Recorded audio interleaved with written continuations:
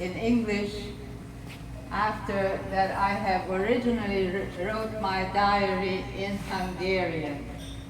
I am from Hungary. I was born there and schooled there before the World War started. And this is what I'd like to tell you about.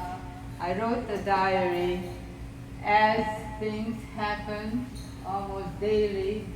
So this is not a memoir that somebody just remembers something or forgets or exaggerates.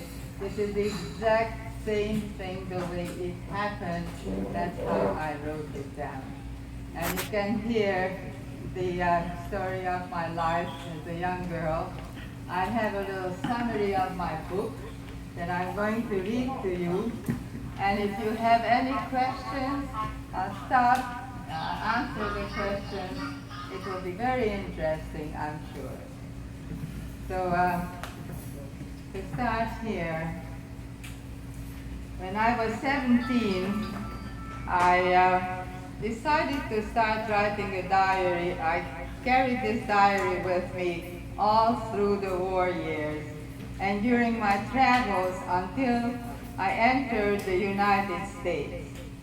I retained on paper all that was happening with me and around me. Once I arrived and reached my goal, I put it away, so much so that I forgot about it and by chance found it recently amongst old documents.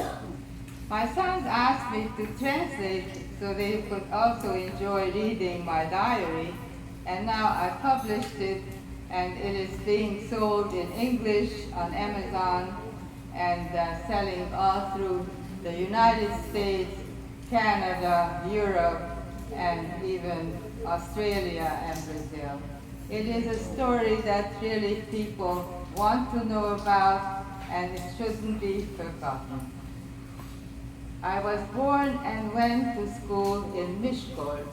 That was the largest city after Budapest, the capital. And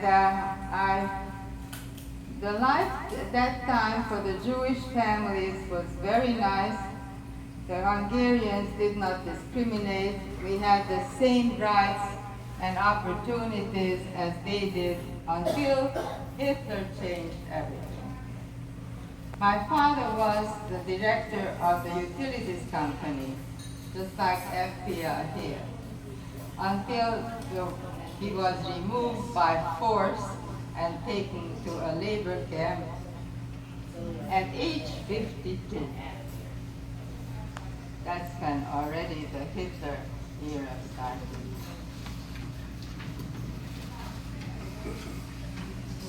Being a Jew, I was lucky that I could graduate when I reached 18.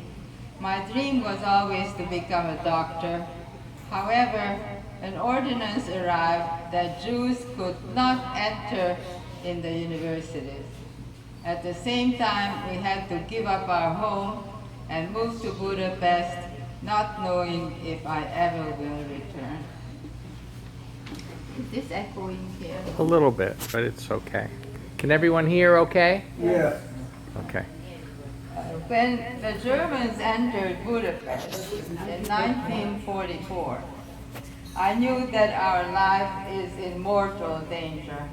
We heard about the deportation of the Jews from the surrounding countries, and I decided not to wait until they take me away. I must find another way or other means to be able to survive the war. I got a friend of mine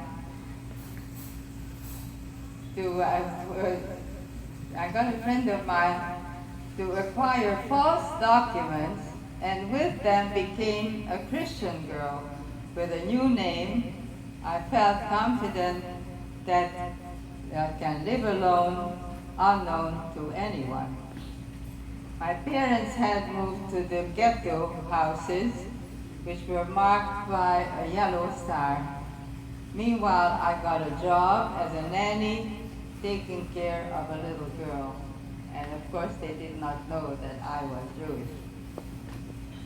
This step presented many dangers. Someone could recognize me on the street. They would shoot me immediately. Or if the police would not accept my ID, I would be deported at once to Auschwitz. This step presented many dangers, and also that Budapest was bombed, first by the British and then also the Americans. And it was just a miracle if you could survive all these things that are happening at once.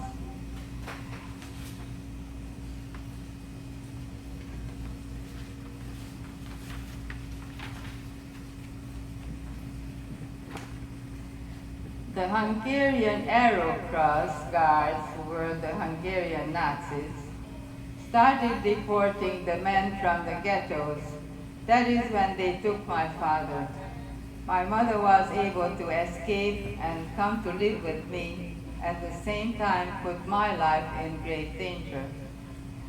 We were out of food and out of money during the siege by the Russians. All this time I could not write my diary. If someone had found it, it would give me away and I would be shot at once. Finally, in 1945, the war was over. And I could write down in detail exactly what happened. Slowly, life returned to a more livable state. I found a job at the American Joint Distribution Committee. They were helping the Jews who survived and now were returning home. Truckloads of clothes, shoes, blankets arrived from Switzerland. It was with their help that I was able to leave Budapest illegally. I left my mother and started out toward Western Europe to come to the United States. When I arrived in 1946, I was 22 years old. Okay. Of course, to know all this is more in detail in the book that you could read, and how I found ways to outsmart the members of the government, how to blend into the Christian society so that no one would doubt my identity, and how to be carefree and cheerful at times when my parents and all my relatives were in mortal danger, and I could not help them at all.